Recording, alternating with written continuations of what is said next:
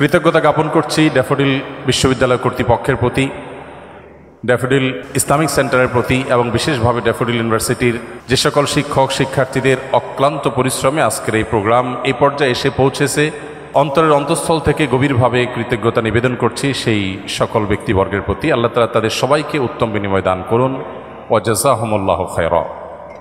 সম্মানিত উপস্থিতি, আপনারা এতক্ষণ গুরুত্বপূর্ণ এবং মূল্যবান বক্তব্য শুনছিলেন।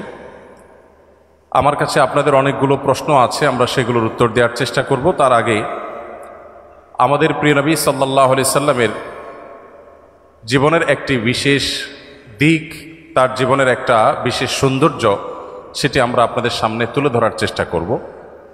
আমি যে বিষয় নিয়ে কথা বলতে চাই সেটা হলো আল্লাহর রাসূল সাল্লাল্লাহু আলাইহি সাল্লামের লাইফস্টাইল কেমন ছিল, নবী করিম সাল্লাল্লাহু আলাইহি সাল্লামের জীবন যাপন পদ্ধতি কেমন ছিল।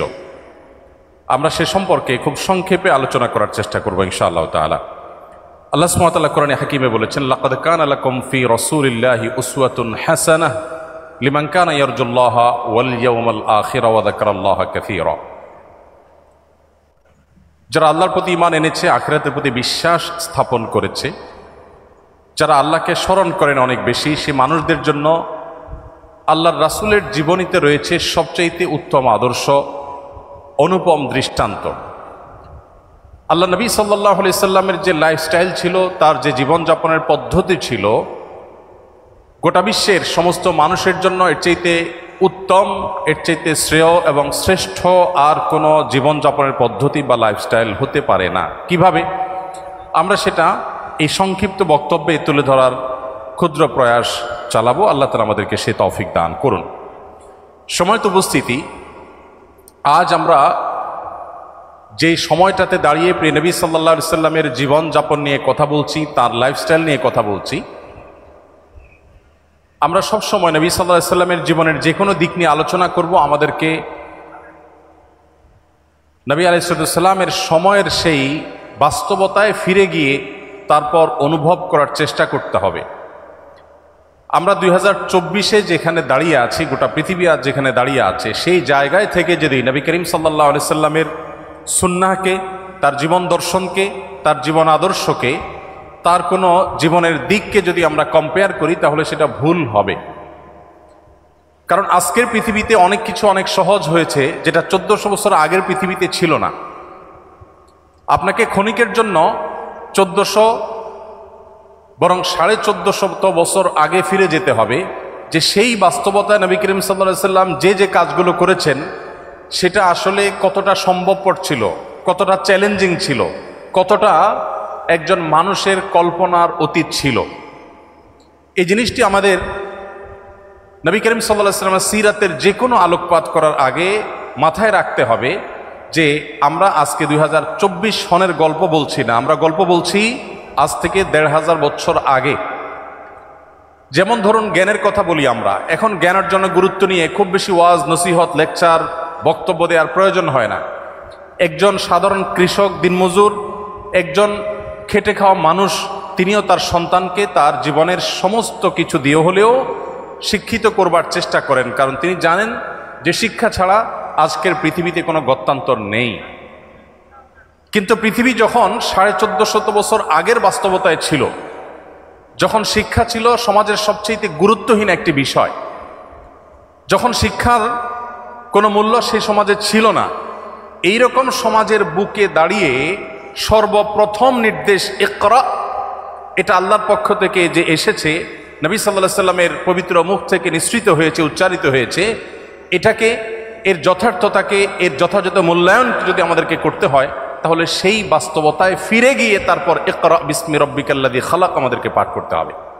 সম্মানিত উপস্থিতি, প্রিয় নবী সাল্লাল্লাহু আলাইহি সাল্লামের লাইফস্টাইল বা তার জীবনযাপনের পদ্ধতি নিয়ে আমরা হয়তো খুব বেশি কথা বলতে পারবো না অল্প সময়ে।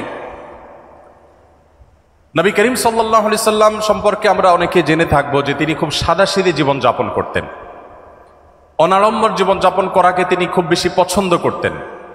তার জীবনে ব্যক্তিত্বের কোনো ত্রুটি দুর্বলতা কিছুই ছিল না। আবার অহমিকা, প্রদর্শনেচ্ছা, প্রদর্শনের প্রতি আগ্রহ, এবং শো অফ করার মতো কোনো বিষয়, কোনো ছিটে ফোটা নবী আলাইহিসসালামের জীবনে মোটেও ছিল না। তিনি যখন চলাফেরা করতেন, কোথাও যেতেন, তার জীবনে ঘোড়ায় চড়ার ইতিহাস যেমন ছিল, অভিজাত বাহন তখনকার যুগের উটে চড়ার অভ্যাস যেমন তার ছিল, ঠিক একইভাবে গাধায় চড়তেও তার কখনো দ্বিধা হতো না। তিনি গাধায়ও চড়েছেন।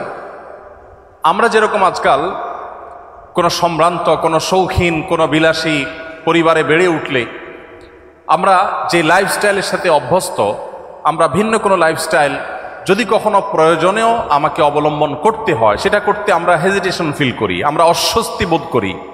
আমাদের নবী করিম সাল্লাল্লাহু আলাইহি সাল্লাম এমন ছিলেন যে তিনি উটে যেমন চড়তে স্বাচ্ছন্দ্য বোধ করতেন, ঘোড়ায় চড়তে যেরকম তার স্বাচ্ছন্দ্য হতো, গাধায়, যেটা গরিব মানুষদের বাহন, সেটাতে চড়তেও তার কখনো অস্বাচ্ছন্দ্য বোধ হতো না।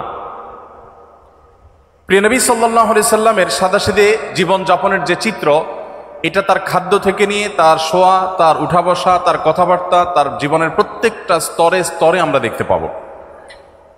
একটি ঘটনা আপনারা অনেকে হয়তো শুনে থাকবেন। মদিনায় একবার বাহির থেকে একজন আগন্তুক এলেন।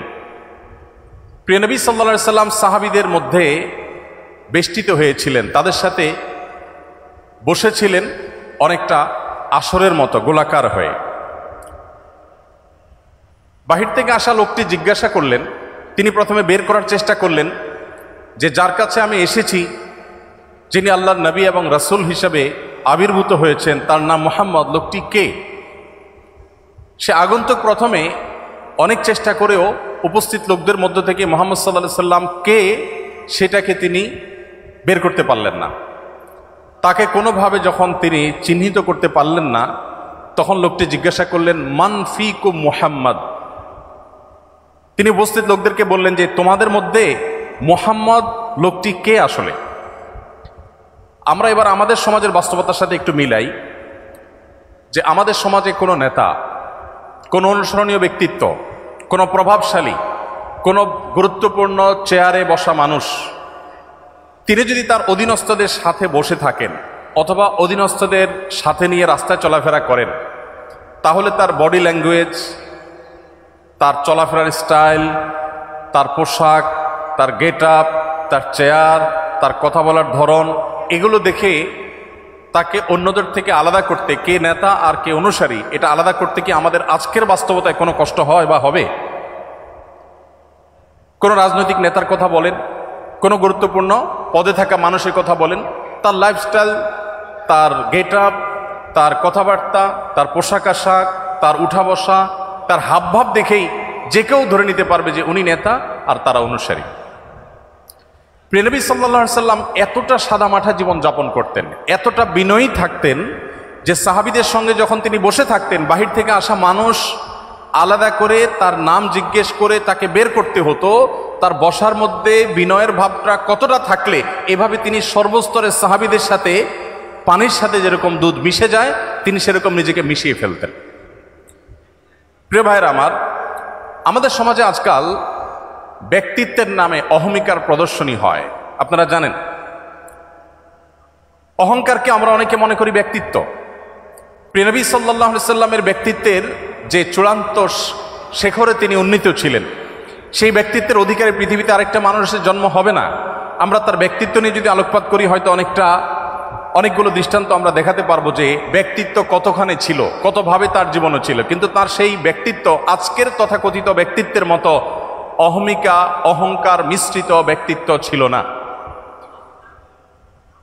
আজ আমরা আমাদের অধীনস্থদের অধিকারের ব্যাপারে অনেকে অনেক কথা বলি। আমরা শ্রমিকদের অধিকারের কথা বলি, আমরা গৃহকর্মীদের অধিকারের কথা বলি, আমরা অনেক দুর্বল মানুষদের অধিকার নিয়ে কথা বলি।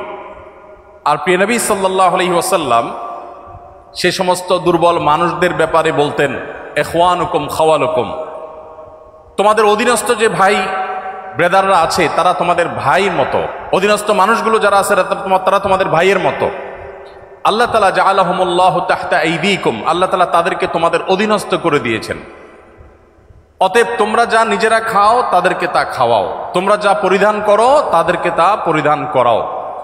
আজও পৃথিবীতে এমন কোনো মানুষ হয়তো দেখা কঠিন হবে, এমন কোনো মানুষ হয়তো খুঁজে পাওয়া কঠিন হবে যে মানুষ তার অধীনস্থ কর্মী এবং তার গায়ের পোশাক একই রকমের হতে পছন্দ করে।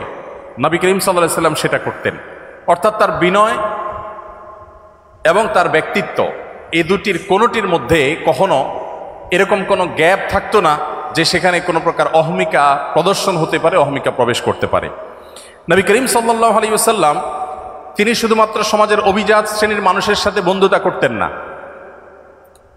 আমাদের গুরুত্বপূর্ণ পদে থাকা মানুষগুলো তাদের বন্ধুত্বের যে লেয়ার থাকে, শ্রেণী থাকে, সে মানুষগুলো থাকে সমাজের এলিট।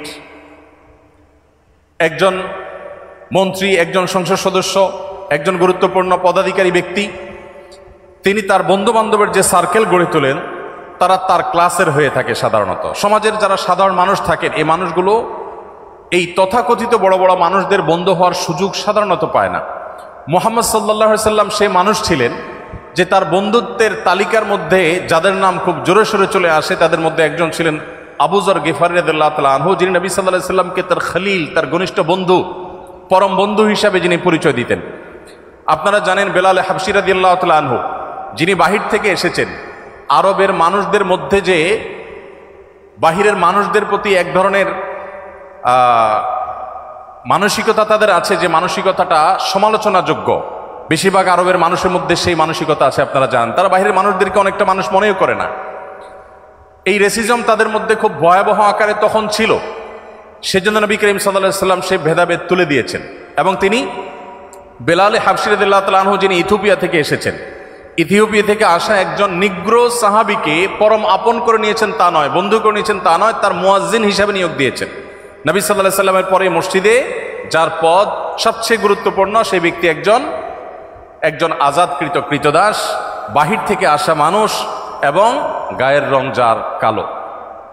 নবী করিম সাল্লাল্লাহু আলাইহি সাল্লামের বন্ধুদের তালিকায় এরকম আরো অনেকে ছিলেন যার দৃষ্টান্ত দিতে গেলে হয়তো অনেকের নাম আমরা আনতে পারবো। তার যে জীবন যাপনের পদ্ধতি ছিল, তার যে লাইফস্টাইল ছিল, সেখানে আমরা দেখতে পাই তিনি মুচকি হাসতেন, অট্টহাসি সাধারণত দিতেন না। ব্যক্তিত্বের পরিপন্থী হাসি তিনি কখনো দিতেন না, তবে আবার ভাবগাম্ভীর্যটা এত বেশি ছিল না, যার কারণে তিনি স্বাভাবিক যে হাসি, স্বাভাবিক যে হাস্যরস, স্বাভাবিক যে বিনোদন, এগুলো কোনোটির কোনো ঘাটতি তার মধ্যে ছিল না, বরং তিনি মুচকি হাসি দিতেন এবং সাহাবীদের কেউ কোনো হাসির কথা বললে তিনি হাসতেন। আবার তিনিও এমন কথা বলতেন যেটাতে সাহাবীরা অনেক সময় হেসে ওঠেন, কিন্তু সে হাসিটা কখনো অট্টহাসি ছিল না, দৃষ্টিকটু হাসির পর্যায়ে ছিল না। নবী করিম সাল্লাল্লাহু আলাইহি সাল্লামের যে বাসা ছিল, সে বাসা ছিল এতটাই সাদাসিধে, এতটাই সাদামাঠা যে আম্মাজান আয়েশা রাদিয়াল্লাহু তাআলা একটা হাদিস সহিহ বুখারীতে বর্ণিত হয়েছে। তিনি বলেছেন যে আমরা যে ঘরে আমাদের যে শোবার ঘর ছিল সেটা এতটাই ছোট ছিল যে রাতে নবী করিম সাল্লাল্লাহু আলাইহি সাল্লাম যখন তাহাজ্জুদের জন্য দাঁড়িয়ে তাহাজ্জুদের নামাজ পড়তেন, তখন তিনি দাঁড়ানো অবস্থায় আমি পা লম্বা করে ঘুমোতে পারতাম, শুইতে পারতাম। যখন নবীজি সাল্লাল্লাহু আলাইহি সাল্লাম সেজদায় যেতেন বা বৈঠক করতেন, তখন জায়গাটা এত সংকীর্ণ হতো যে আমার হাঁটুকে আমি গুটিয়ে নিয়ে তারপর নবী সাল্লাল্লাহু আলাইহি সাল্লামকে সেজদার জায়গা করে দিতে হতো। প্রত্যেক রাকাতে এইভাবে আমার নবী সাল্লাল্লাহু আলাইহি সাল্লামকে জায়গা করে দিতে হতো। এত ছোট জায়গা ছিল আমাদের থাকার ঘর। অথচ নবী সাল্লাল্লাহু আলাইহি সাল্লাম তখন মদিনার রাষ্ট্রপ্রধান ছিলেন, তখন মদিনা রাষ্ট্র তার কর্তলগত। আমরা অনেকে কাব বিন আশরাফের বাড়িতে গিয়েছি, আমি গিয়েছি, যে কাব বিন আশরাফ নবী সাল্লাল্লাহু আলাইহি সাল্লামের প্রতি শত্রুতা লালন করত, বিদ্বেষ পোষণ করত এবং তার শাস্তি তাকে পেতে হয়েছে। তার সে ঘরের ধ্বংসাবশেষ এখনো আছে মদিনায়। তার যে বাসা, সেটার যে চৌহদ্দি বিশাল বড় ছিল, যদিও বেশিরভাগ অংশই ধ্বংসপ্রাপ্ত হয়ে গেছে, কিন্তু তার সীমানাটা বোঝা যায়, কক্ষগুলো বোঝা যায়। যেখানে নবী সাল্লাল্লাহু আলাইহি সাল্লামের সমালোচক এবং তার প্রতি শত্রুতা বিদ্বেষ পোষণকারীদের ঘরের আয়তন ছিল বিশাল বড়, সেখানে মদিনা রাষ্ট্রের প্রধান থাকা অবস্থায় নবী করিম সাল্লাল্লাহু আলাইহি সাল্লামের বাসার অবস্থা ছিল এই। নবী করিম সাল্লাল্লাহু আলাইহি সাল্লামের বাসার মধ্যে মাঝে একটা, তিনি যে ঘরে থাকতেন সেখানে মাঝে একটা রশি জাতীয় কিছু ছিল, সেখানে কাপড় ঝুলিয়ে দিতেন। বাহির থেকে আসা কারোর সাথে পর্দার আড়ালে থেকে তিনি কথাবার্তা সারতেন এবং মিটিং সিটিং করতেন। নবী করিম সাল্লাল্লাহু আলাইহি ওয়াসাল্লাম তার জীবনযাপনের পদ্ধতির মধ্যে আমরা দেখতে পাই যে তিনি নিজের হাতে কাজ করা পছন্দ করতেন। হস্তশিল্প এবং নিজের হাতে উপার্জন করাটাকে তিনি সবচেয়ে বেশি প্রায়োরিটি দিতেন এবং নিজের ছোটোখাটো ক্ষুদ্র কাজগুলো নিজে করা পছন্দ করতেন, ভালোবাসতেন এবং পরিবারকে তাদের কাজে সহযোগিতা করতে তিনি পছন্দ করতেন। দাম্পত্য জীবনে যে স্বামী স্ত্রীর মধ্যে টুকটাক বোঝাপড়ার গরমিল হয়, নবী সাল্লাল্লাহু আলাইহি সাল্লামের জীবনেও এমনটি কম বেশি ঘটেছে। ছোট ছোট ইস্যু হলেও তার জীবনেও ঘটেছে। একবার একজন স্ত্রী উম্মুল মুমিনিন তার বাসায় আরেকজন স্ত্রীর বাসা থেকে একটা বাটি থেকে নবী সাল্লাল্লাহু আলাইহি সাল্লামের জন্য খাবার এলো। কাজের মেয়ে যখন খাবারটি নিয়ে আসলো, যে স্ত্রীর ঘরে তিনি ছিলেন, সতীন সুলভ যে ঈর্ষা থাকে সেই জায়গা থেকে তিনি বিষয়টিকে ভালোভাবে নিলেন না, বরং সে মেয়ের হাত থেকে বাটিটা নিয়ে ছুঁড়ে ফেলে দিলেন। বাটি ভেঙে দুই টুকরা হয়ে গেল এবং খাবারগুলো সব নষ্ট হয়ে গেল। যিনি ছুঁড়ে ফেলে দিয়েছেন তার যুক্তি ছিল, আজ প্রিয় নবী সাল্লাল্লাহু আলাইহি সাল্লাম আমার ঘরে থাকবেন, আজকে আমার পালা। যিনি তরকারি পাঠিয়েছেন, খাবার পাঠিয়েছেন, তার ব্যাপারে তার ধারণা ছিল যে তোমার ঘরে যখন যাবে সেদিন তুমি খাওয়াবে, আজকে আমার পালার মধ্যে তুমি কেন খাবার পাঠাতে গেলো? আজকে তো আমি মন ভরে নবী সাল্লাল্লাহু আলাইহি সাল্লামকে খাবার খাওয়াবো, আপ্যায়ন করবো, আর আজকে তো আমার দিন। তো এই জায়গা থেকে তিনি ছুঁড়ে ফেলে দিলেন। নবী করিম সাল্লাল্লাহু আলাইহি সাল্লাম নিজে হাতে গিয়ে সেই ভেঙে যাওয়া বাটি কুড়িয়ে নিয়ে আসলেন। এরপর হুবহু একই রকমের আরেকটা বাটি বাসায় ছিল, দেখতে অবিকল একরকম। সেই বাটিটা কাজের মেয়ের হাতে দিয়ে নবী সাল্লাল্লাহু আলাইহি সাল্লাম বললেন, তুমি এটা নিয়ে ফেরত যাও, এবং ইশারা দিলেন যাতে ওখানে গিয়ে কোনো কথা না বলা হয়, এখানকার কোনো তথ্য, কোনো ইনফরমেশন, এখানকার যে ভাঙচুরের ঘটনা, এগুলো যেন সেখানে বলা না হয়। তিনি চলে গেলেন এবং তিনি যাওয়ার পর এবারের দৃশ্যটা আমি যদি আমাদের নিজেদের বেলায় আমি প্রশ্ন রাখি যে আমাদের জীবনে যদি এমন হতো যে আমাদের স্ত্রী, আমাদের সহধর্মিণী এরকম একটি কাজ করেছেন যে আরেক জায়গা থেকে বাটি ভর্তি তরকারি এসেছে, খাবার এসেছে, এটা ছুঁড়ে ফেলে দিয়েছেন এবং এটা ভেঙে টুকরা টুকরা হয়ে গেছে। ওই মেয়ের সামনে কিছু বললাম না, একটা ভালো বাটি দিয়ে তাকে ফেরত পাঠিয়ে দিলাম।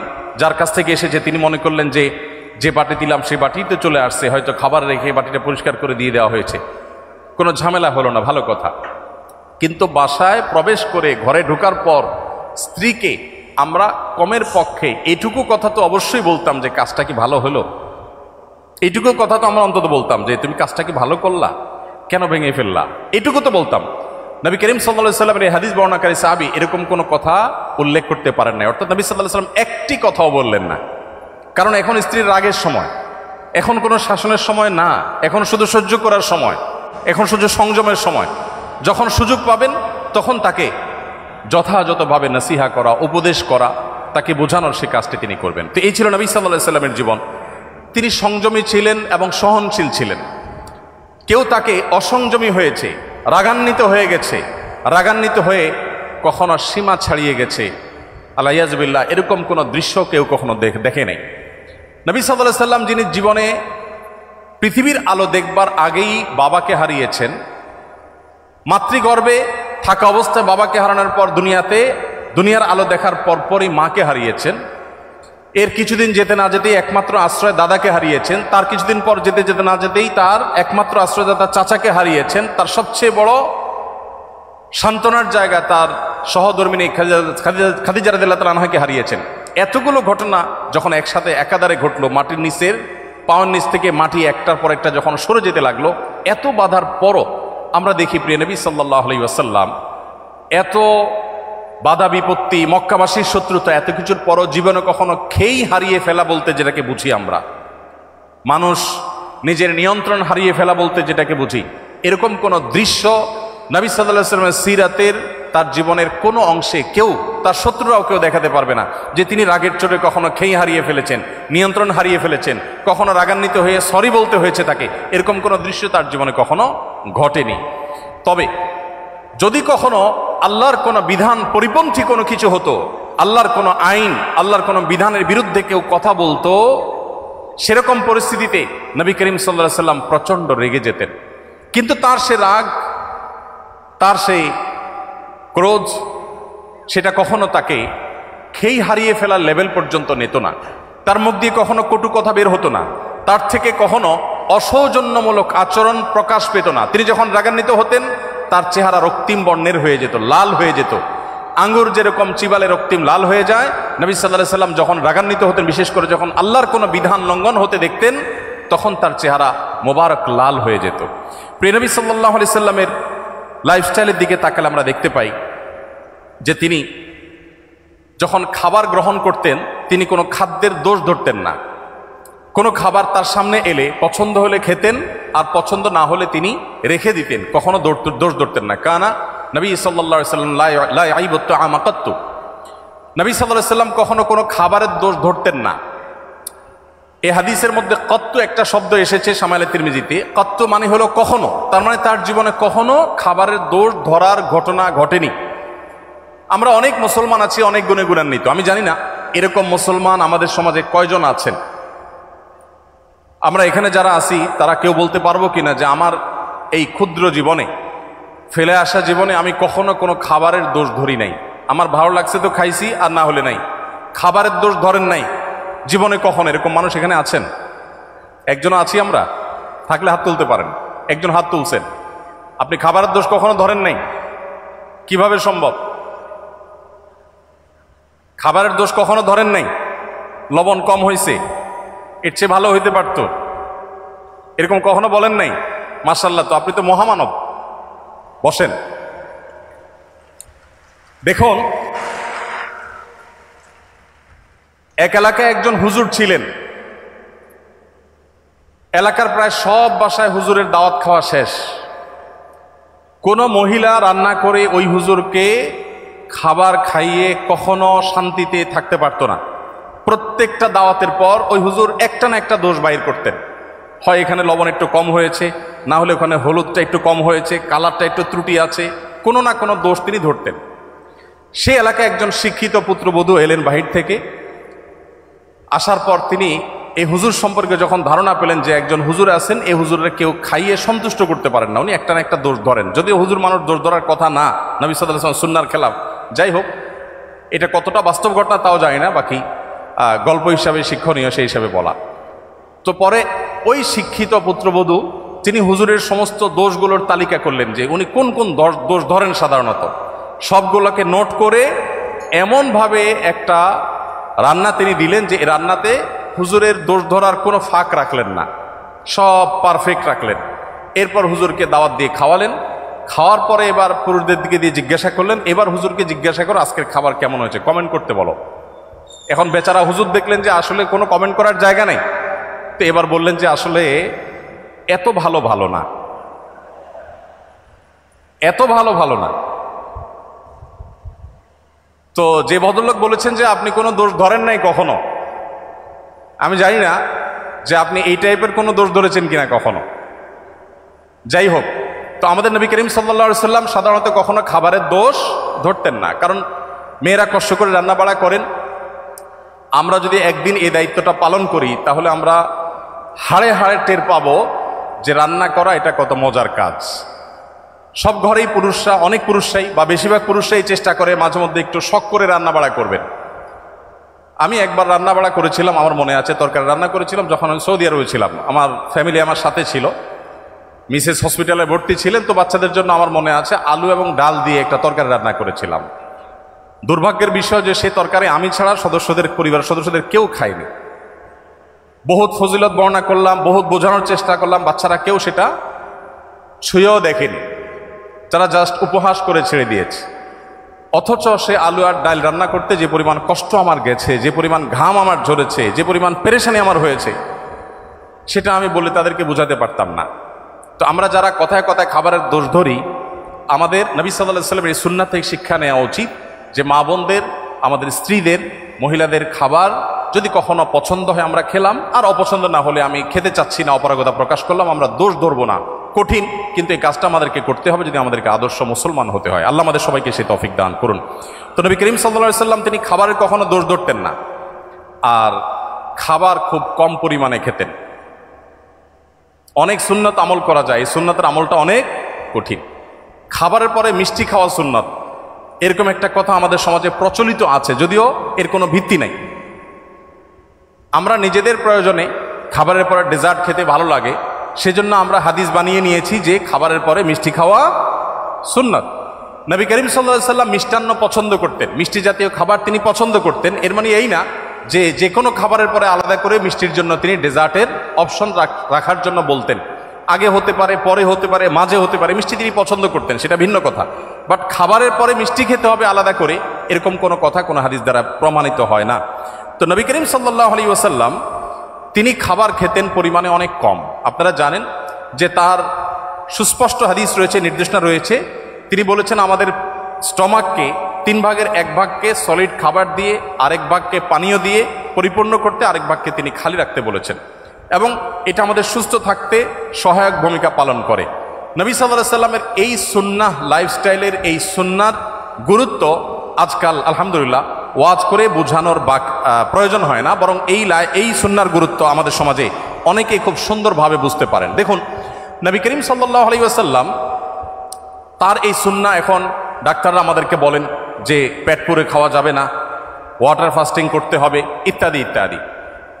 তো তার এই সুন্নাহ লাইফস্টাইলের যে উপকারিতা আছে, স্বাস্থ্যগত উপকারিতা আছে, সেগুলো আমার মনে হয় না যে আর বলার কোনো অপেক্ষা রাখে। নবী করিম সাল্লাল্লাহু আলাইহি সাল্লামের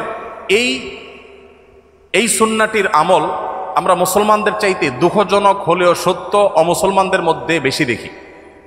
আমরা মুসলমানরা যতটা উদরপূর্ণ করে খেতে পছন্দ করি, বিশেষ করে বাংলাদেশে মানুষ আমরা যতটা উদরপূর্ণ করে খেতে পছন্দ করি, পৃথিবীর অনেক উন্নত দেশ আছে, সে দেশে মানুষরা আমাদের মতো এইভাবে গলা পর্যন্ত খেতে সাধারণত পছন্দ করে না। নবী করিম সাল্লাল্লাহু আলাইহি সাল্লামের লাইফস্টাইলের মধ্যে আমরা দেখি, তার জীবনযাপনের পদ্ধতি দেখি যে তিনি এশার নামাজের পরপর শুয়ে যেতেন। কানান নবী সাল্লাল্লাহু আলাইহি সাল্লাম লা ইয়ানামু ক্বাবলাল মাগরিব ক্বাবলাল ইশা, নবী সাল্লাল্লাহু আলাইহি সাল্লাম এশার আগে ঘুমোতে অপছন্দ করতেন এবং এশারের পরে কথাবার্তা বলাটাকে অপছন্দ করতেন। নাহার নবী সাল্লাল্লাহু আলাইহি সাল্লাম আনিস সামরি বা'দাল ইশা, আমাদের আয়েশা বলেছেন এশারের পরে জেগে থাকা, কথাবার্তা বলা, আড্ডা দেওয়া, এটা নবী সাল্লাল্লাহু আলাইহি সাল্লাম একেবারে অপছন্দ করতেন। আপনারা দেখবেন পৃথিবীর যে সমস্ত দেশগুলো এগিয়ে গেছে, যাদেরকে আমরা উন্নত বলি, সেরকম দেশগুলোর প্রায় সব দেশগুলোর একটা কমন কালচার হলো তারা দেখবেন রাতে সন্ধ্যার পরপর শুয়ে পড়ে এবং ভোরে তারা উঠে কাজে চলে যায়। আমি যে সমস্ত দেশে যাওয়ার সুযোগ হয়েছে তার সবগুলো দেশে আমি একই চিত্র দেখেছি, ভিন্ন কোনো চিত্র দেখি নাই। দুর্ভাগ্যজনক বিষয় যে আমরা বাংলাদেশ শুধু নয়, সমস্ত মুসলিম দেশগুলো, যতগুলো মুসলিম দেশে আমার যাওয়ার সুযোগ হয়েছে, সমস্ত মধ্যপ্রাচ্যের সব দেশগুলোতে প্রায় আমাদের লাইফস্টাইলটা হলো নবী সাল্লাল্লাহু আলাইহি সাল্লামের এই হাদিসের এবং এই সুন্নাহর সম্পূর্ণ ব্যতিক্রম বা উল্টো। রাত যত গভীর হয় আমাদের আড্ডা তত জমে। আপনি দেখবেন আমাদের দেশের কথা যদি বলি, টেলিভিশন চ্যানেলগুলোর সবচাইতে হট এবং সবচাইতে গুরুত্বপূর্ণ প্রোগ্রামগুলো সব থাকে রাত 9টা, 10টা, 11টা এই সময়টাতে, সবচাইতে পিক টাইম, যেটা আমাদের আসলে ঘুমের টাইম হওয়ার কথা ছিল। আমাদের ঢাকা শহর এমনি জ্যামের শহর, কেউ যদি ঢাকা শহরের জ্যামের একেবারে পিক আওয়ার দেখতে চায় তাহলে তাকে ঢাকা শহরে অফিস টাইমের শুরুর দিকে যেরকম দেখতে আসতে হবে, আবার সন্ধ্যার পর থেকে তাকে ঢাকা শহরে প্রবেশ করতে হবে, তাহলে সে জ্যামের পিক আওয়ার দেখতে পাবে। আপনি উন্নত অনেক দেশে গেলে দেখবেন যে সে সমস্ত দেশে সন্ধ্যার পর থেকে রাস্তাঘাট ফাঁকা হতে থাকে, রাত 9টা 10টা হয়ে গেলে রাস্তাঘাটে কোনো গাড়ি খুঁজে পাওয়া যায় না, সবাই ঘুমিয়ে পড়ে। তো নবী সাল্লাল্লাহু আলাইহি সাল্লামের এই সুন্নাহকে তারা ফলো করেছেন, জেনে হোক না জেনে হোক, বুঝে হোক না বুঝে হোক, তার সুফল তারা পাচ্ছেন, আর আমরা ফলো না করে আমরা তার কুফল ভোগ করতে হচ্ছে। বাংলাদেশের যে হেফজোখানা মাদ্রাসাগুলো আছে, এই মাদ্রাসাগুলোর যে সাফল্য মূলধারা মিডিয়াতে সেগুলো কখনো উঠে আসে না, কিন্তু আপনারা জানেন যে পৃথিবীর 100, 110, 20টি দেশের সাথে কম্পিটিশন করে আমাদের দেশের হেফজোখানার ছাত্ররা তারা প্রথম, দ্বিতীয়, তৃতীয় স্থান অর্জন করে তারপর দেশে ফিরে আসে। তাদেরকে মূল্যায়ন করা হয় না যদিও, কিন্তু আমরা জানি যে তারা রাষ্ট্রের তেমন কোনো সুযোগ সুবিধা একেবারেই পায় না। তারপরও এই কোণঠাসময় পরিস্থিতির মধ্যে থেকে তারা গোটা বিশ্বের 100-150 দেশকে পেছনে ফেলে তারা প্রথম, দ্বিতীয়, তৃতীয় স্থান প্রায় প্রতি বছর অর্জন করে আমাদের ছেলেরা দেশে ফিরে আসে। এই যে আমাদের দেশে হেফজোখানাগুলোর যে সাকসেস, তাদের যে সাফল্য, এটার রহস্য কি, সিক্রেট কি? আপনি যদি আমাকে বলেন তো আমি বলবো তার সিক্রেটের মধ্যে অন্যতম একটা সিক্রেট হলো বাংলাদেশের অন্য সব মাদ্রাসাগুলো কিছুটা ব্যতিক্রম হলেও 100% হেফজখানাগুলোর বা হেফজো মাদ্রাসাগুলোর নিয়ম হলো যে রাত 10টার ভেতরে প্রায় সব হেফজখানার ছাত্ররা ঘুমিয়ে পড়ে এবং ভোরে তারা উঠে পড়াশোনা করে। ফজরের পরে তারা কখনো ঘুমায় না, তারা সকাল 10টা, 10:30, 11টার দিকে একটু ঘুমায় দুপুরের আগে। আর ঠিক এই জিনিসটাই সুন্নাহ এবং নবী সাল্লাল্লাহু আলাইহি ওয়াসাল্লাম এটাই করতে বলেছেন, এবং এর ফলশ্রুতিতে এবং আরও নানা কারণে আমাদের হেফজোখানা শিক্ষার্থীরা মাত্র 1.5 থেকে 2 বছরের মধ্যে কোরআনে কারিমের মতো এত বিশাল বড় গ্রন্থ এই পুরাটুকু তাদের বক্ষে তারা ধারণ করে ফেলতে সক্ষম হয়। তো আমাদের অনেক শিক্ষার্থীরা আছেন যারা রাত জেগে পড়াশোনা করেন এবং গভীর রাত পর্যন্ত তারা জেগে পড়াশোনা করে আবার সকালে লম্বা একটা সময় তারা ঘুমিয়ে কাটান। তো নবী সাল্লাল্লাহু আলাইহি সাল্লামের সুন্নাহর পরিপন্থী এটি, এবং তার লাইফস্টাইল ছিল যে তিনি এশার পরে শুয়ে পড়তেন, একদম কথাবার্তা বলা পছন্দ করতেন, যত আলাপ সালাপ সব এশার আগে করতেন। নবী করিম সাল্লাল্লাহু আলাইহি সাল্লামের যে জীবনযাপনের পদ্ধতি, তার যে লাইফস্টাইল ছিল, সেখানে আমরা দেখতে পাই তিনি প্রতি সপ্তাহে 2টা করে রোজা রাখতেন, সোমবার এবং বৃহস্পতিবার, আর প্রতি মাসে 3টা করে রোজা রাখতেন, চাঁদের 13, 14, 15। আমাদের যে মাঝে মধ্যে ফাস্টিং করা উচিত, এটা আমাদের ডাক্তাররা এখন বলেন, আমাদের চিকিৎসকরা এখন বলেন যে আমাদের মাঝে মধ্যে না খেয়ে থাকা উচিত, এটা আমাদের স্বাস্থ্যের জন্য ভালো। নবী করিম সাল্লাল্লাহু আলাইহি সাল্লাম সেই কাজটি করতেন সেই 1450 বছর আগে থেকেই। নবী করিম সাল্লাল্লাহু আলাইহি সাল্লাম যখন কথা বলতেন, তিনি কারোর সাথে যখন কথা বলতেন পরিপূর্ণ মনোযোগী হয়ে কথা বলতেন। কখনো ঘাড় ফিরিয়ে অহমিকা প্রদর্শন হতে পারে, অবজ্ঞা বোঝা যেতে পারে, এভাবে কোনোদিন কারোর সাথে কথা বলতেন না। নবী করিম সাল্লাল্লাহু আলাইহি সাল্লামের সিরাতের একটি দিক আমরা হয়তো অনেকে ইতিপূর্বে নাও শুনে থাকতে পারি, তা হলো তিনি যেরকম পৃথিবীর ইতিহাসের সবচেয়ে শ্রেষ্ঠ বক্তা ছিলেন, তার বক্তব্য যেরকম সবচেয়ে সুন্দর ছিল সব দিক থেকে, তিনি কিন্তু পৃথিবীর সবচেয়ে শ্রেষ্ঠ শ্রোতাও ছিলেন। যখন তিনি কারোর সাথে কথা বলতেন বা কারোর কথা তিনি শুনতেন, তখন পরিপূর্ণ মনোযোগ দিয়ে শুনতেন, ঘাড় ঘুরিয়ে কারোর কথা শুনতেন না, পরিপূর্ণ মনোযোগ দিয়ে শুনতেন। যখন কেউ কথা বলতো, তিনি কথা বলে থামার আগ পর্যন্ত নবী সাল্লাল্লাহু আলাইহি সাল্লাম সাধারণত ইন্টারফেয়ার করতেন না। যখন কেউ তার সাথে হ্যান্ডশেক করতো, মুসাফা করতো, তখন তিনি নিজে থেকে হাতটা ছাড়াতেন না, বরং যিনি মুসাফা করেছেন তিনি ছাড়ানো পর্যন্ত অপেক্ষা করতেন। নবী করিম সাল্লাল্লাহু আলাইহি সাল্লামের যে সৌজন্যতা, এটা আমি আবারও বলি, আজ 2024-এর সৌজন্যের সাথে মেলালে হবে না। 1450 বছর আগে চলে যান, সেই পৃথিবীতে যে বাস্তবতা ছিল তখনকার সময় নবী সাল্লাল্লাহু আলাইহি সাল্লাম এই সৌজন্যতাকে এস্টাবলিশ করেছিলেন। নবী করিম সাল্লাল্লাহু আলাইহি সাল্লাম তিনি পরিচ্ছন্ন থাকা পছন্দ করতেন। তার সাদাসিধে জীবনযাপন দেখে এটা মনে করার কোনো কারণ নেই যে তিনি, অনেক মানুষ আছেন যে খুব সাদামাটা জীবনযাপন করেন, অপরিচ্ছন্ন, অপরিপক্ক বা আগোছালো। নবী করিম সাল্লাল্লাহু আলাইহি সাল্লামের জীবনযাপন ছিল খুবই পরিশীলিত, খুবই মার্জিত, খুবই পরিচ্ছন্ন, খুবই গোছানো, কিন্তু সেটার মধ্যে কোনো অহংকার ছিল না, প্রদর্শন করার মানসিকতা ছিল না, শো অফ করার মানসিকতা ছিল না। এই জন্য নবী করিম সাল্লাল্লাহু আলাইহি সাল্লাম আমাদেরকে যে জীবন বিধান দিয়েছেন, সেখানে আমরা দেখতে পাই যে তিনি ওযু করতেন প্রত্যেক ওয়াক্তে, তিনি মিসওয়াকের নির্দেশ দিয়েছেন, বাসায় প্রবেশ করার আগে, পরিবারের লোকদের সাথে কথা বলার আগে মিসওয়াক করে তারপর প্রবেশ করতেন। কোনো গুরুত্বপূর্ণ মিটিংয়ে যাবেন, মিসওয়াক করে তারপরে যেতেন, যাতে মুখের দুর্গন্ধ বের না হয়। জুমার দিনে সবাই সমবেত হবে, সেখানে সবাইকে মিসওয়াক করে আসতে, গোসল করে আসতে নির্দেশ দিয়েছেন।